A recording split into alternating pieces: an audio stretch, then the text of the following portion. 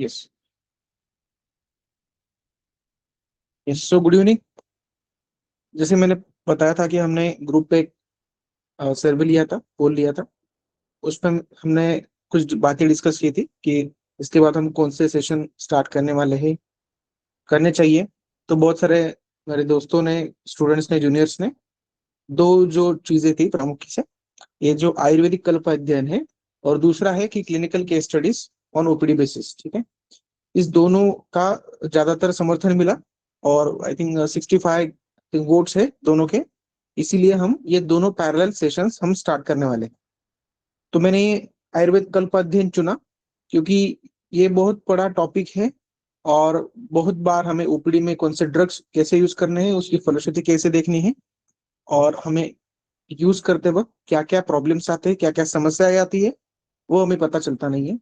जैसे अभी फिलहाल देखा होगा कि बहुत सारे जो इन्फ्लुएंसर है, स्टूडेंट्स है, वो क्या करते हैं, इंस्टाग्राम पे एक रील बनाते हैं और ऐसा लिख देते हैं वहां पे कि सेहनाथ गुग्गुल आम बात में यूज करें, त्रयोदशं गुग्गुल इसमें यूज करें, ठीक है, या अभिपत्तिकर चूर्ण आम्ल पित्त में यूज करें। आपने बहुत सारा देखा होगा ऐसा।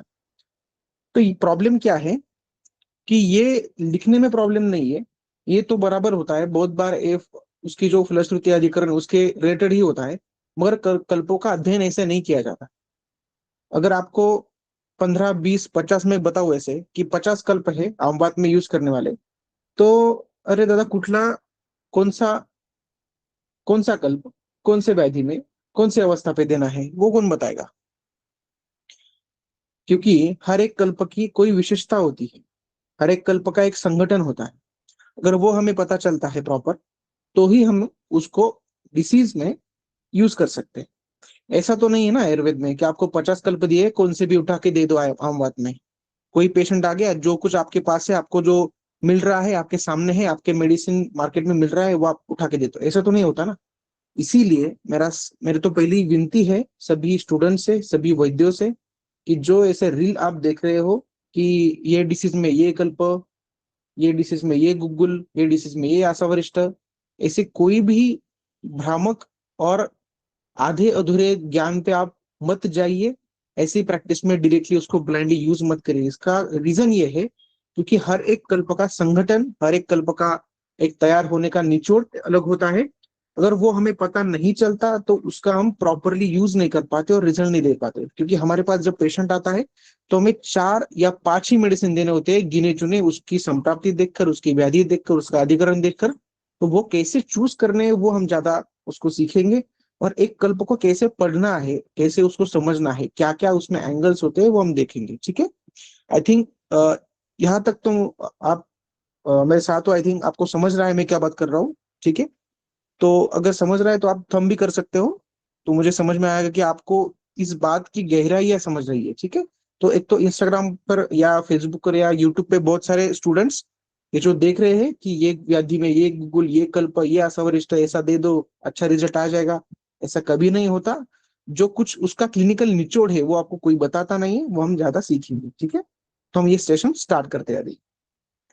Good evening. आयुर्वेद कल्प अध्ययन, how to study Ayurvedic kalpa. We are starting from SVG Sambhasha platform. I am Vaidya Kedar Joshi. Okay, ये मेरा बेसिक इंट्रोडक्शन है। एसवीजी संभाषा ये प्लेटफॉर्म हमने शुरू किया है और इसके साथ हम 2019 से अनेक क्लिनिकल सेशंस हम कंडक्ट कर रहे हैं। हमारा यूट्यूब चैनल भी है, वहां पे हम बहुत सारा ये क्लिनिकल सेशंस हम स्टूडेंट्स के लिए फ्री ऑफ कॉस्ट कंडक्ट करते हैं और कुछ पेड कोर्सेज भी लेते हैं, ठीक है। और जो पेड कोर्सेज हम इसके बाद करने वाले हैं, जो एक्सक्लूसिव रहेंगे, वो बहुत ही डिटेल में रहेंगे, वो हम बाद में बात करेंगे। अभी तो फिलहाल ये सेशन आप फ्री है, आप फ्री अटेंड कर सकते हो, ठीक है। तो ये जो पहला पार्ट जो है, इसका पहला पार्ट हम देख रहे हैं, वो क्या है कि ग्रंथ आधार, घटक द्रव्य, संस्कार, पाठ, पाठ भेद, फलश्रुति विश्लेषण, ठीक है। तो इसको हम भी स्टार्ट करेंगे। हम बेसिक पे आते हैं, कल्पों का अध्ययन करना ही क्यों है, ठीक है। तो इससे पहले क्या एक प्रोसीजर रहती थी, या हम कॉलेज में क्या करते हैं जनरली, यूजी पीजी स्टूडेंट्स, कि हमें रसशास्त्र वैशेज्य कल्पना एक सब्जेक्ट होता है, या काय चिकित्सा पंचकर्म एक सब्जेक्ट है। उसमें जो ड्रग्स आते हैं वो हम बस रटते हैं। और बहुत, मैं बताता हूँ कि 99% स्टूडेंट ये करते हैं कि सीतोपलादि का एक श्लोक बोलो, उसको कुछ निमोनिक्स बनाओ, उसको रट लो। अभी तो कुछ नई चीजें आई है हमारे यहाँ पे यूट्यूब चैनल में, मैंने ऐसे कई यूट्यूबर देखे कि वो उस श्लोक के गीत बना रहे हैं। आपको ये सही लगता है क्या? जो ग्रंथ में जो श्लोक लिखे हुए हैं इतने सालों से, उसको एक छंद में उन्होंने साजा है, और वो छंद छोड़ के कुछ फिल्मी गानों के गीत, उसके ट्यून पे वो श्लोक बनाते हैं और यही श्लोक गाते हैं। ये तो एकदम गलत बात है, और ये बहुत इलॉजिकल और अनसाइंटिफिक है। इसीलिए अगर कोई अनसाइंटिफिक या सूडो साइंस बोलता है, तो इस बात का भी हमें गौर करना चाहिए कि हम क्या कर रहे हैं। तो पहली पद्धति क्या थी? एक तो गाने कुछ बनाओ या कुछ निमोनिक्स बनाओ, उसको रटो और एग्जाम में आके लिख लो, और बाद में हम उसको भूल देते हैं। ये एक हमारी पुरानी पद्धति। एक्चुअली नया दृष्टिकोण क्या होना चाहिए कि हर एक कल्प का नैदानिक तर्क, वो कौन से दोष दुष्य को लक्ष्य करता है, कौन से अवस्था में देना है, कौन से संप्राप्ति में कहाँ पे देना है, ये हम ज्यादा समझे, इसे नया अप्रोच कहते हैं या नया दृष्टिकोण कहते हैं, या इसे हम क्लिनिकल अप्रोच ज्यादा कहेंगे। तो हम क्लिनिकल अप्रोच की तरफ जाएंगे कि जो हमें एक्चुअली पेशेंट ट्रीट करने में सहायक हो, ना कि हमें उसको रटना है, जस्ट उसको पाठ करना है। ठीक है?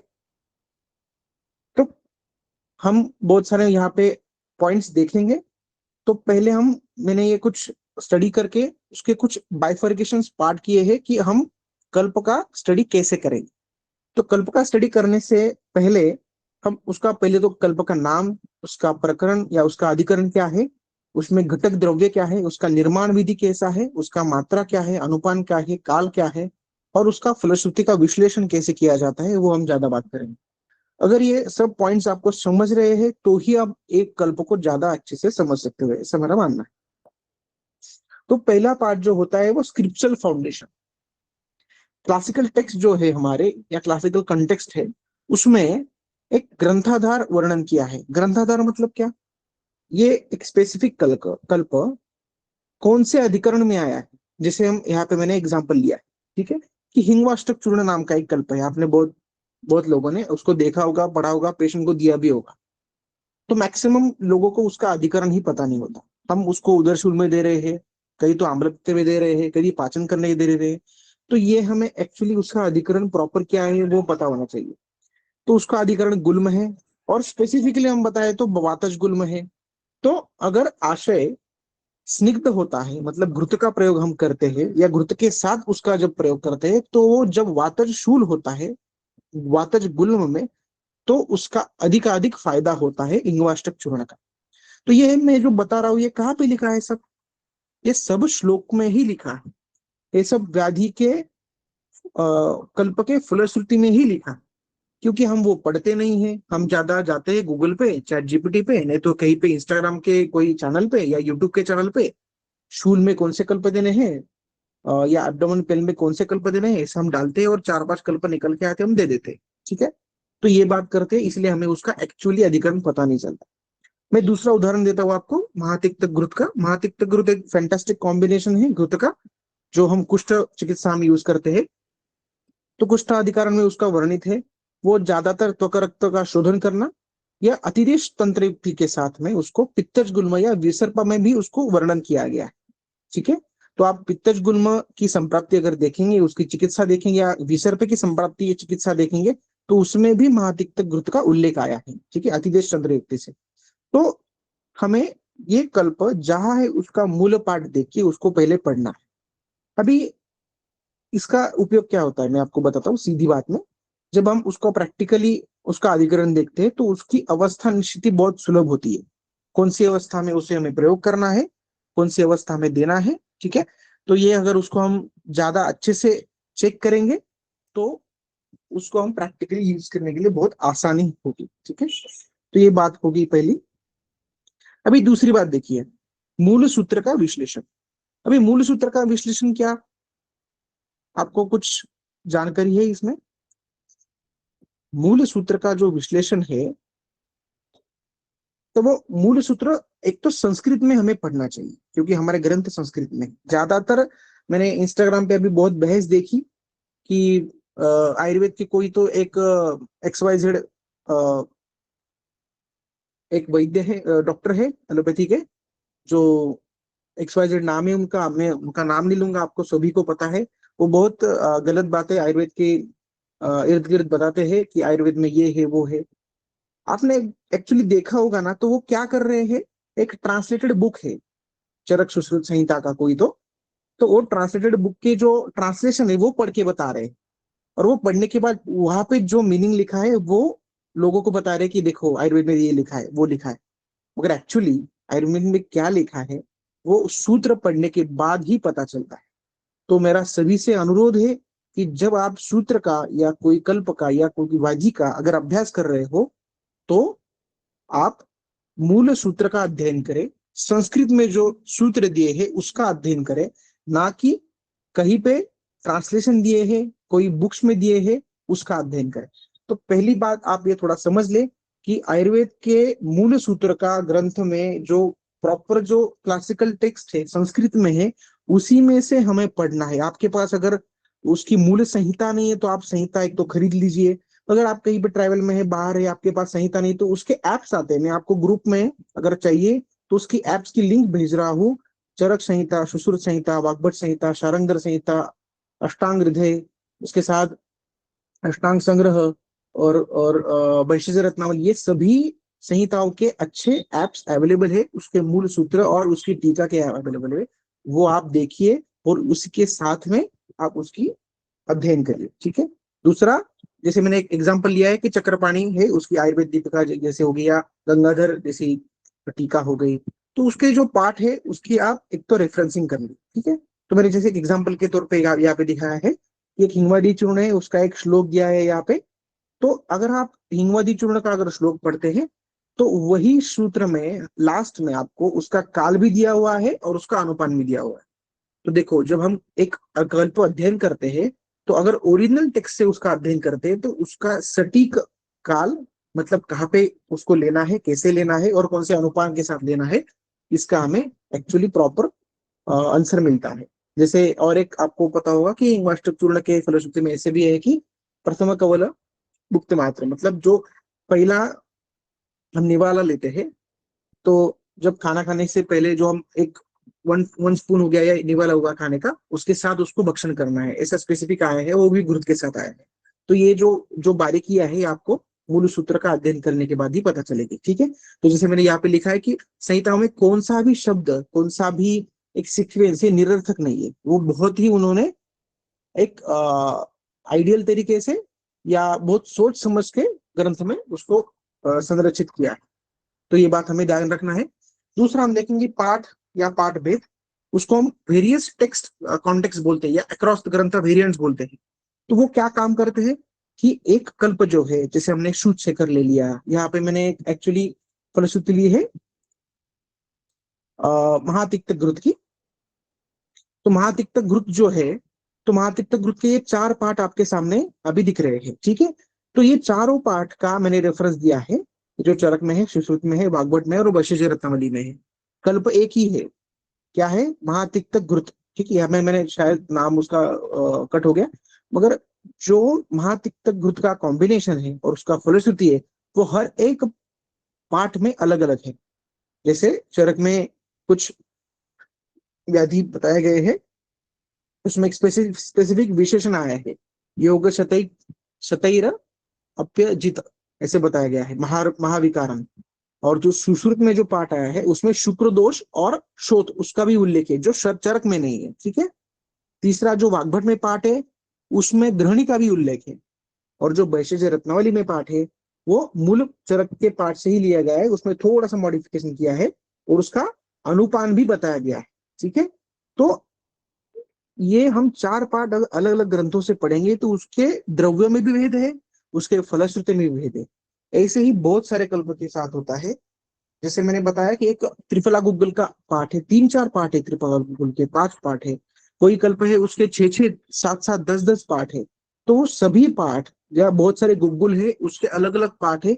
वो कौन से कंपनी के आप गुग्गुल खरीदते हो, कौन सा कंपनी का पार्ट प्रिस्क्राइब करते हो, उसके साथ उसकी फलश्रुति चेंज होती है। इसलिए मेरा मानना है कि आप अगर ज्यादा कल्प पढ़ रहे हो, कौन से भी व्याधि की अवस्था में पढ़ रहे हो, तो उसको उसके पाठ के अनुसार ही पढ़े, उसको उसके पाठ के अनुसार ही पेशेंट को प्रिस्क्राइब करें। अगर आपको जैसे और एक कल्प है उसको फलसर्पी कहते हैं, ठीक है। तो फलसर्पी या जैसे फलघ्रुत बताते हैं, तो वो अलग अलग दो पाठ दो ग्रंथों में पाया जाता है। एक सहस्त्र योगों में एक पाठ है, और दूसरा जो पाठ है अष्टांग हृदय में आया है। तो हम ज्यादातर अगर आप वंध्यत्व के केस में फलघ्रुत का उपयोग कर रहे हैं, तो दोनों में से एक ही पाठ में वंध्यत्व का उल्लेख आया है। आपको ये पता नहीं है तो आपको एक थोड़ा होमवर्क है कि आप खुद जाके चेक करिए, वो दोनों पाठों में अलग अलग है, अलग अंतर है उसमें। योगराज गुग्गुल के भी दो पाठ है, उसमें दो पाठों में अलग अलग फलश्रुति है। तो ये कॉन्ट्रास्ट भी हो सकता है कभी कभी, तो इसलिए मूल पाठ कौन से ग्रंथ में है, कौन से अधिकरण में, ये देखना है। उसकी फलश्रुति अलग है, वो देखना है। तो हम ये देख रहे हैं कि पाठ और पाठ भेद, ठीक है। अभी सेकंड देख रहे हैं कि हम ग्रंथ। तो कोर टेक्स्ट क्या है कल्प स्टडी के लिए? तो स्पेसिफिकली चरक, सुश्रुत, अष्टांग हृदय, अष्टांग संग्रह, ठीक है, ये आपको पता है। उसके साथ में वैशेष कल्पना के जो ग्रंथ है, उसमें शारंगर संहिता, वैशेष रत्नावली, चक्रदत्त, गद्य निग्रह, वंगसेन, योग रत्नाकर और भारत भारत वैशेष रत्नाकर। उसके साथ कई निघंटु में उसके रेफरेंस आते हैं, जैसे भाव प्रकाश निघंटु हो गया, धन्वंतरी निघंटु हो गया, या रसशास्त्र के रसरत्न समुच्चय, रसतरंगिणी, ऐसे ग्रंथ है और बहुत सारे ग्रंथ है। ये मूल ग्रंथ का अध्ययन करना चाहिए जब हम कल्प का अध्ययन कर रहे हैं। क्योंकि देखो, मेरा ऐसा मानना है कि आप कल्प का अध्ययन क्यों करें। एक तो वो चतुष्पाद में, चिकित्सा चतुष्पाद में जो बहुकल्पम बहुगुणम संपन्नम योग्य औषधम, ऐसे उसको वर्णन किया गया है, क्योंकि ये हमारा शस्त्र है। आप कोई भी डिसीज ऐसे हाथ लगा के ट्रीट तो नहीं कर सकते, कोई मंत्र बता के ट्रीट तो नहीं कर सकते। तो हमें जो मूल है, हमारे पास जो कुछ हैंड में होता है, वो क्या होता है? हमारा शस्त्र होता है, जिसे हम कल्प बोलते हैं, जिसे हम ड्रग बोलते हैं, जिसे हम भेषज बोलते हैं। उसका अध्ययन अगर हमारे पास अच्छा है, उसका लॉजिक अच्छा है, तो ही व्याधि में रिजल्ट आता है। आप कितना भी अच्छे से निदान पढ़ लो, अगर आपको कल्प का संयोजन पता नहीं है, तो आप सटीक और कम मात्रा में रिजल्ट देख नहीं सकते, ठीक है। नेक्स्ट देखेंगे हम घटक द्रव्य का विश्लेषण, जिसको ड्रग एनालिसिस बोलते हैं। तो उसमें क्या है, ज्यादातर रसगुण, वीर्य, विपाक, प्रभाव, ये आपको पता है। द्रव्य गुण में आपने ज्यादातर सीखा है। तो मैंने एक एग्जाम्पल लिया है कि इसका अध्ययन भी कैसे करना है। तो हम जब उसका डिटेल स्टडी करेंगे, तो मैंने जैसे हम एक एक कल्प लेंगे, जैसे महातिक्तक ग्रुप लेंगे, या पूरे स्किन डिसीज के जब हम कल्प लेंगे, तो उसमें मैंने ये डिटेल में बताया गया है। तो पटोल, निम्ब, खदीर, उसका रस क्या है, उसका वीर्य क्या है, उसका विपाक क्या है, ठीक है, और उसकी भूमिका कल्प में, या उसका क्या प्रयोजन है कल्प में, उसका प्रभाव क्या है, वो भी यहाँ पे बताया गया है। तो वो हमें कैसे ढूंढना है, तो वो कैसे ढूंढेंगे? तो सभी जो रस है वो तिक्त रस है, अनुशीतोष्ण वीर्य है, कटु विपाकी है, रुक्ष गुण के है, तो वो क्लेदग्न काम करते हैं। तो इसका एक सिंक्रोनाइज इफेक्ट, या इसको सिनर्जिस्टिक इफेक्ट बोलते हैं। तो वो क्लेदग्न कार्य करता है, वो भी अपतर्पण ना किए हुए, क्योंकि वो स्नेह के साथ मिला हुआ है, ठीक है। तो ये महातिक्त ग्रुप के कुछ इंग्रेडिएंट और उसका कर्म कैसे जाता है, उसके द्रव्यों के, रसों के और विपाक या वीर्य के अनुसार जाता है। तो हम जब कल्प यूज करते हैं या कल्प पढ़ते हैं, तो उसका रस, वीर्य, विपाक हमें पता होना चाहिए या उसको समझना चाहिए। तभी आप एग्जैक्टली उस लोकेशन पे, पिन पॉइंट पे उसको यूज कर सकते हैं। तो ग्रंथ में दिया है कि मुनिरेव विजानति द्रव्य संयोगजा फलम। मतलब क्या है कि इसमें ग्रंथ में बहुत सारे कल्प दिए हैं। बहुत बार स्टूडेंट्स मुझसे भी पूछते हैं, मैं भी कभी कभी ज्यादातर पूछता था मेरे सर से, कि ये ऐसा कल्प कैसे बनाया है, यहाँ पे शीत है, यहाँ पे उसने ऐसे कैसे उन्होंने कॉम्बिनेशन किया, ये कैसे वर्क करता है, उनको कैसे समझा होगा। तो उसमें ये है कि शब्द प्रामाण्य है। देखो, जो मुनि है, जो हमारे आचार्य है, जो ऋषि है, उन्हें ही पता है कि कोई कोई कल्पों का उन्होंने जो संयोजन किया है, द्रव्य का संयोजन किया है, उसका फल क्या है। तो ज्यादातर ये चीज आपको ध्यान में रखनी है। ये बहुत जो अपकमिंग प्रैक्टिस या थोड़ा यूजी के बाद जो ज्यादातर स्टूडेंट्स होते हैं, उनको ऐसे लगता है कि हम कोई कल्प में कोई भी मिला लेंगे तो चलेगा। ऐसा नहीं है। कुछ कल्पों की कुछ विशेषताएं होती है, वो किसके साथ मिलाना है, किसके साथ नहीं मिलाना है, कौन सा मिक्स कॉम्बिनेशन करना है, उसके भी नियम होते हैं, जो कोई बताता नहीं है, और आप डायरेक्टली कहीं से उठा के, गूगल से, बुक से उठा के वो यूज करते हैं, तो वो गलत है, उसका रिजल्ट नहीं आता और उसको कभी कभी साइड इफेक्ट भी होते हैं। तो ये आपको समझना है कि जो कल्प का संयोजन ग्रंथ में है, तो अगर आप क्लासिकली मेडिसिन यूज करें तो उसको वैसे ही यूज करें। उसमें कई और मेडिसिन मिला के या उसका कुछ अलग कॉम्बिनेशन अपने मन से बना के यूज ना करें। अगर आपको कुछ नया बनाना है, तो उसके नए सिद्धांतों के आधार पर उसका निर्माण करें। ठीक है। अगर आपको महातिक्तक घृत आपके क्लिनिक में बनाना है तो जो ग्रंथ में दिया है उसका उतना ही प्रमाण लेना है, वही द्रव्य लेने, अपने मन से कुछ ऐड नहीं करने, क्योंकि वो जो कॉम्बिनेशन उन्होंने बताया, फॉर्मुलेशन बताया, उसके उसके बाद उसके पीछे बहुत सारी लॉजिक्स है जो आचार्य को ही पता है, उसको हम शब्द प्रामाण्य से उसको जान लेना। ठीक है। सेकंड होता है संस्कार। आपको पता है संस्कार हुई गुणांतरा धर्म उच्चते, तो उसमें जब कल्प निर्माण होता है उसमें क्या क्या चीज होती है। एक तो भावना, ये जो एक प्रैक्टिस है, सभी कल्प हम अगर आगे देखेंगे रस कल्प का जब अध्ययन करेंगे हम, तो सभी कल्प में एक चीज होती है, ज्यादातर रस शास्त्र की कल्प में आती है, वो है भावना। तो उसको जब हम क्वात या स्वर से कहीं मर्दन करते हैं जो उस कल्प को, तो उसको एक गति या गामित्व मिलता है। तो स्पेसिफिक जगह पे उसको एक्ट करने के लिए गामित्व दिया हुआ है। गामित्व मतलब क्या, एक स्पेसिफिक टारगेटेड एक्शन उसको बताया गया है, वो द्रव्य को, वो कल्प को। जिसमें एक एग्जांपल लू कि फॉर एग्जांपल एक चंद्रकला नाम का एक रस है, हम उसको डिटेल में ज्यादा पढ़ेंगे बाद में। तो उसमें इतनी भावनाएं आई है, अलग अलग भावनाएं आई है। जैसे उसमें केतकी मूल की भी भावना है, उसकी गुरुचि सरस की भावना है, गोदुग्ध की भावना है, ठीक है, उसकी उसमें दाड़िमा स्वरस की भी भावना है। तो ये सभी भावनाएं देने का काम क्या होता है, उस द्रव्य को जो उसका बेस कंपोनेंट है उसको हमें इतना स्ट्रांग करना है, इतना पोटेंट करना है कि वो हम ज्यादातर, हमें जिस टारगेट एक्शन पे उसको जाना है वहां पे उसको लेके जाए। ठीक है। तो मूत्रदाह में उसको ज्यादातर यूज करते हैं कल्प को, या दाह ज्वराधिक्य में यूज करते हैं तो चंद्रकला रस को। तो उस टारगेट एक्शन पे उसको लेके जाने के लिए गामित्व तो चाहिए, या उसको एक व्हीकल की तरफ यूज करने के लिए चाहिए, तो इससे भावना कल्प को दी जाती है। तो ये बात समझनी कि कैसे भावना दी जाती है, वो एक संस्कार है। दूसरा होता है पाक। इसे प्रोसेसिंग कहते हैं, जैसे घृत तैल अवलेह, ये जो है उसमें पाक सिद्धि की लक्षण होती है। ठीक है।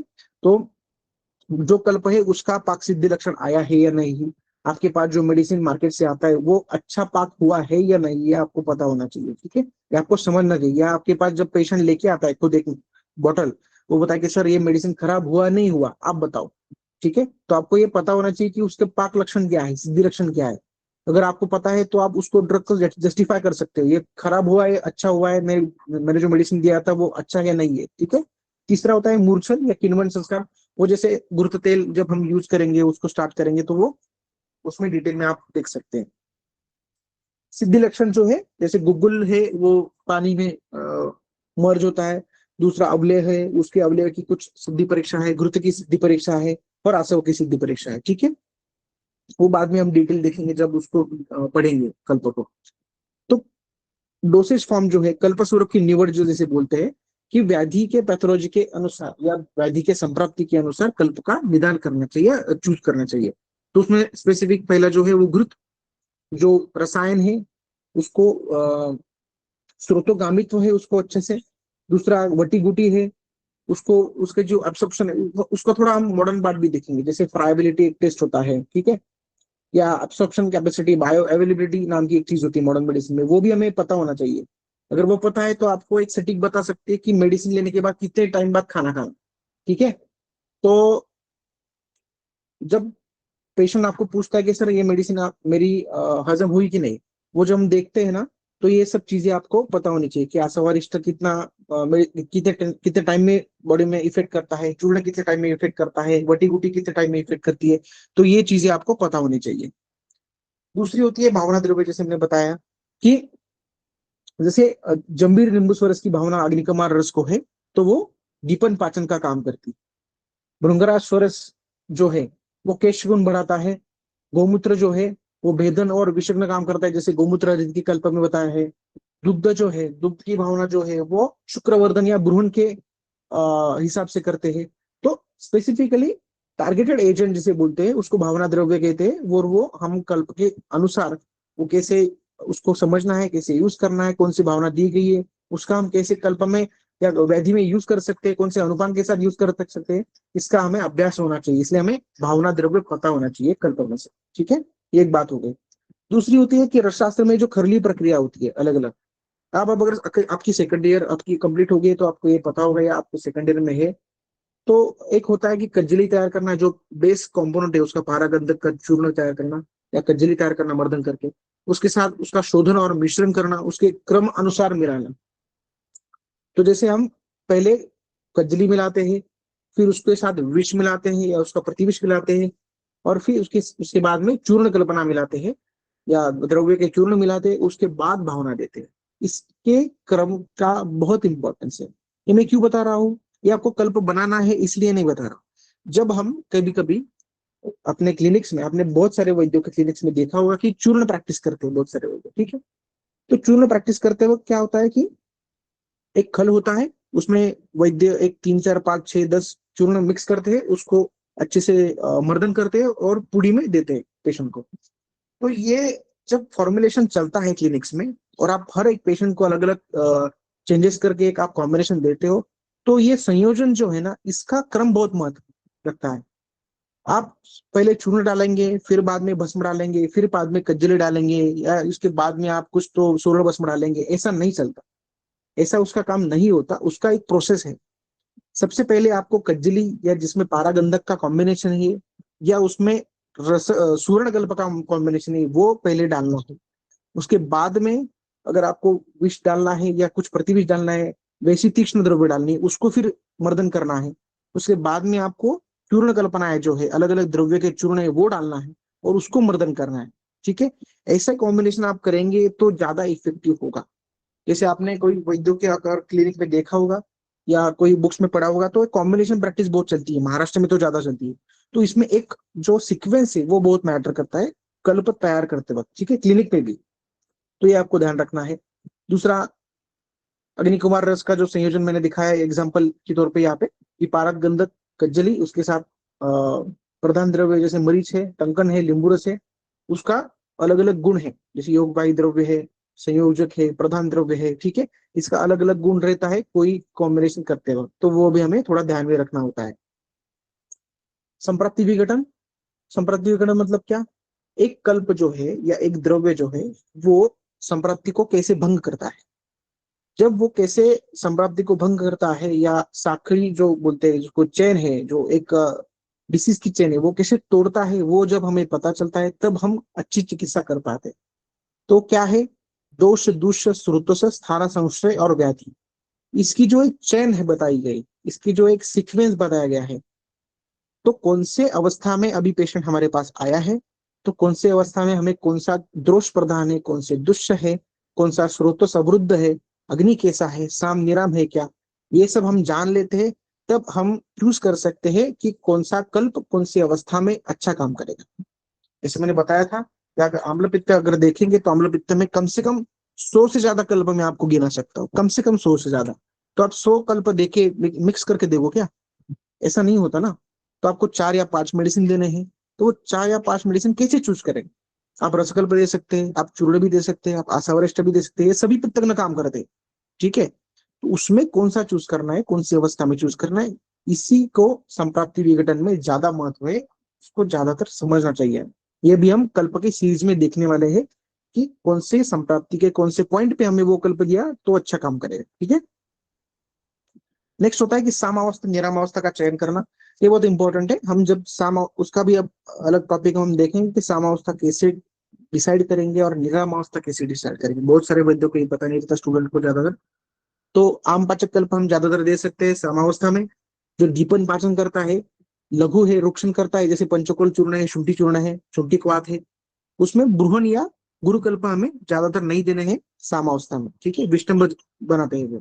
दूसरा होता है निरामावस्था। अगर सामावस्था चली गई है, निरामावस्था है, तो उसमें रसायन, ब्रूहन और संतर्पण करने वाले जो कल्प है, जो अग्नि अगर ज्यादा है तो ही यूज करने हैं, वही कल्प हम ज्यादातर निरामावस्था में यूज करने हैं। जैसे घृत का उपयोग हम सामावस्था में नहीं कर सकते, उसका क्या होता है, विकृत कब बन जाता है या उसका क्लेद में कन्वर्जन हो जाता है। तो निरम अवस्था में कौन से कल्प यूज करने हैं, सामावस्था में करने हैं, वो भी हमें चयन करना होता है। ठीक है,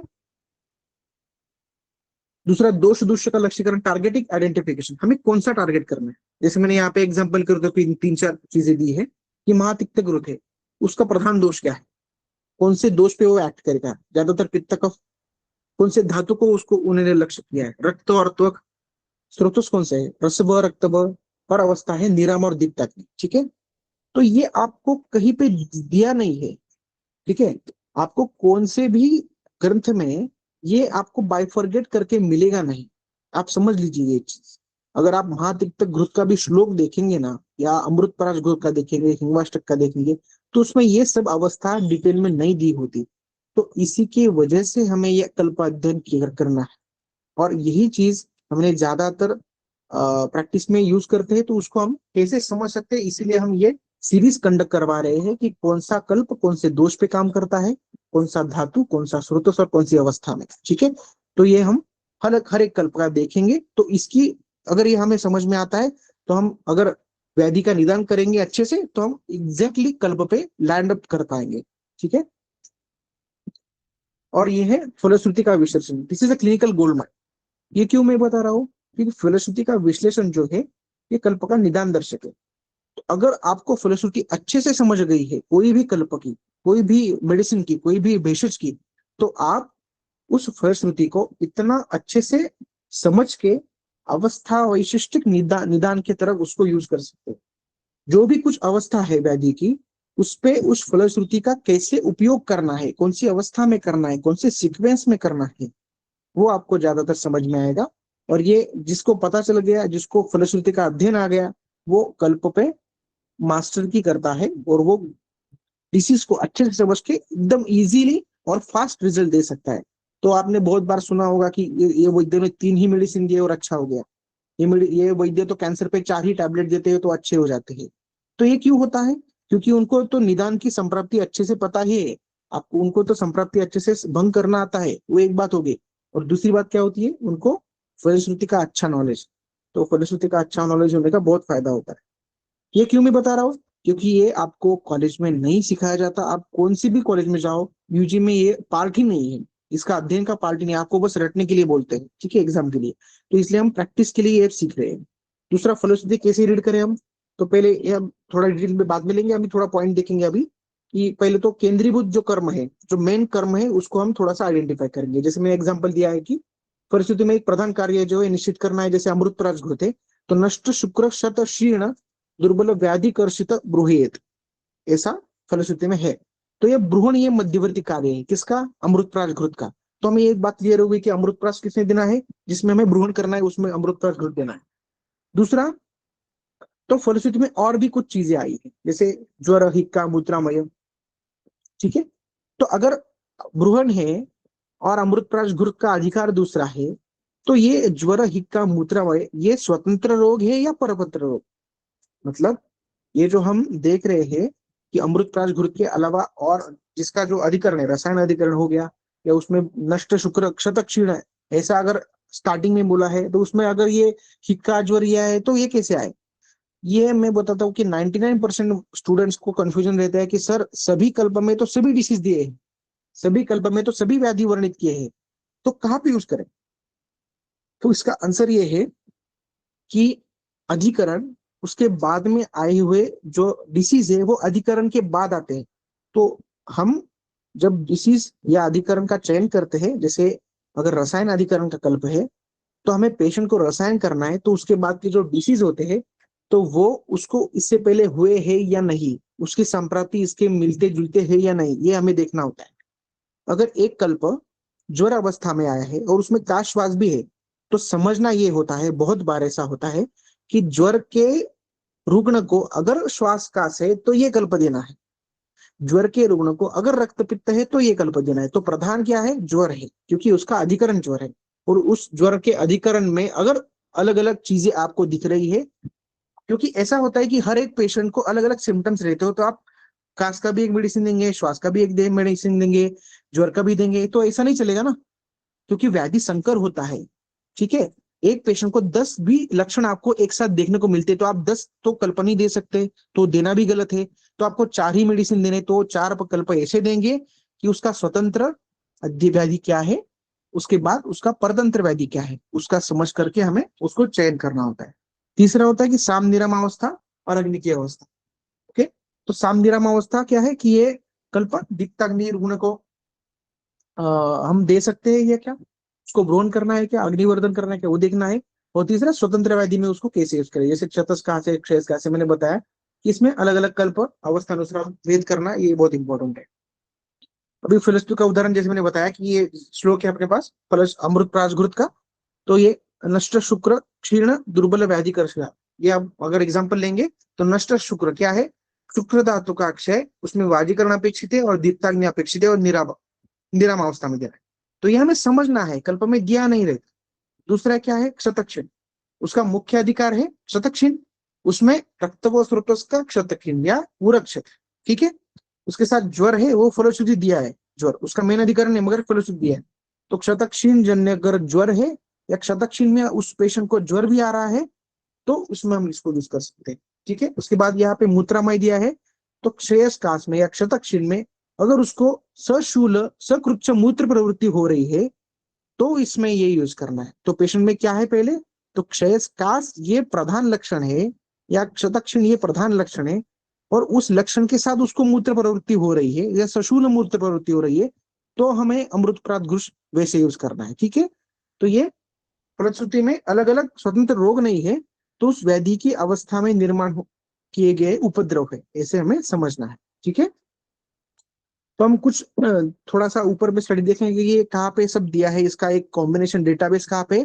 तो एक भारत वैश्य रत्नाकर नाम का एक ग्रंथ है, मतलब एक ग्रंथ नहीं उसके 7 खंड है। तो ये 5 खंड में 9598 मतलब 5998 ये जो योग है ये कंबाइन किए हैं।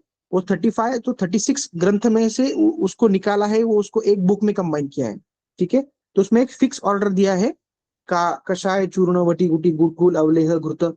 तो ये एक ही क्रम में उसको दिए हैं, जैसे अकार अकारादि गण ऐसा है तो अ से लेके सभी ये कल्प का अध्ययन उसमें आप कर सकते हो, ठीक है, अलग अलग सभी पाठों का, ठीक है।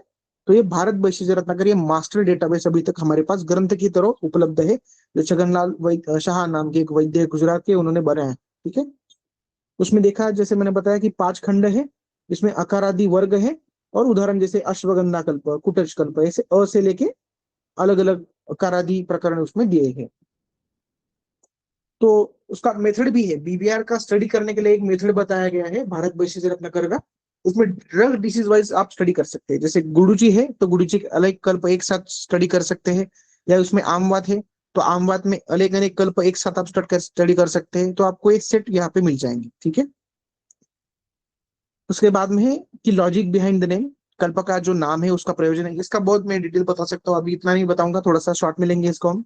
जैसे मैंने 4 एग्जांपल यहाँ पे दिए हैं कि च्यवनप्राश नाम का च्यवनप्राश क्यों है, तो च्यवन ऋषि ने उसको पहले सेवन किया था, वो तरुण हो गए थे, वृद्धावस्था चली गई थी, इसलिए च्यवनप्राश नाम है।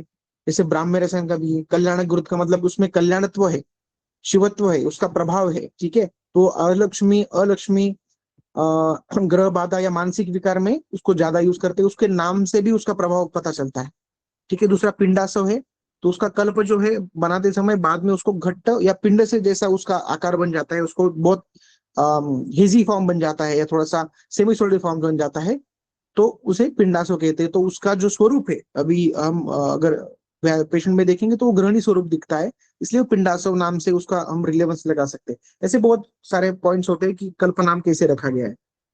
दूसरा हम देखेंगे कि मात्रा विकल्प, चूर्ण वटी गुटी उसका मात्रा दिया गया है, ग्रंथ में दिया है 1 कर्ष अर्धकर्ष, ठीक है। वटी का भी दिया है 2 गुंजा, तो उसको हमें उत्तम मात्रा मध्यम मात्रा क्या है वो अभी घृत कल्प में दिया होता है। जैसे मैंने एग्जांपल दिया है कि पांडु में जो योगराज चूर्ण है, ठीक है, तो उसमें मात्रा क्या दी है, उदुम्बर समा मात्रम तथा खाद्य अग्नि तथा, मतलब उदुम्बर के समान उसकी मात्रा लेनी, एक उदुम्बर का जो फल होता है उतनी उसकी मात्रा लेनी। या एक कल्प है आरोग्यवर्धिनी, उसमें क्या बताया गया है प्रमाण, किसको पता है, कोई बता सकता है आरोग्यवर्धिनी में क्या मात्रा प्रमाण दिया है, एनीवन इन कमेंट।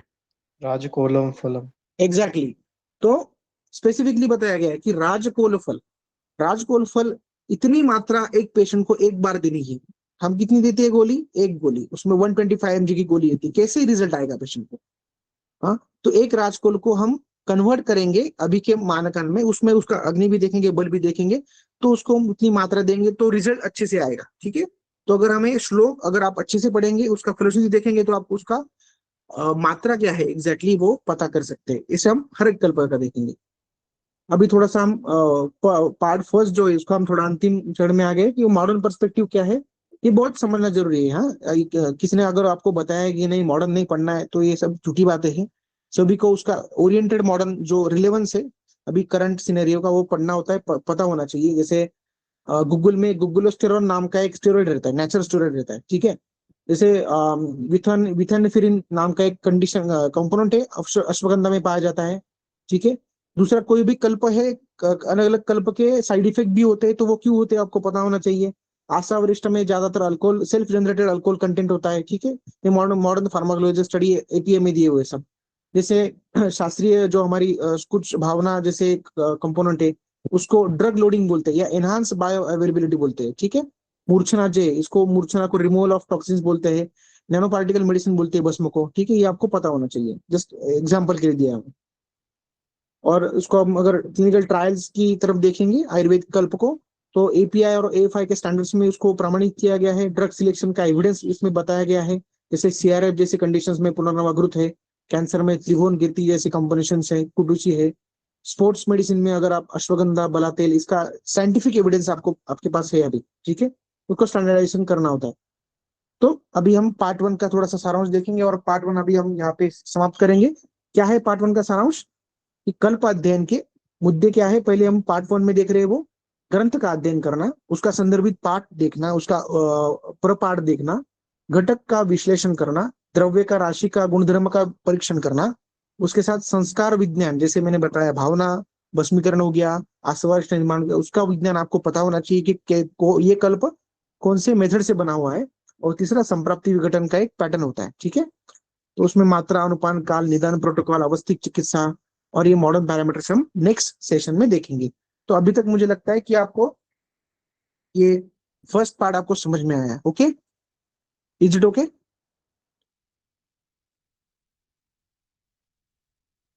यस।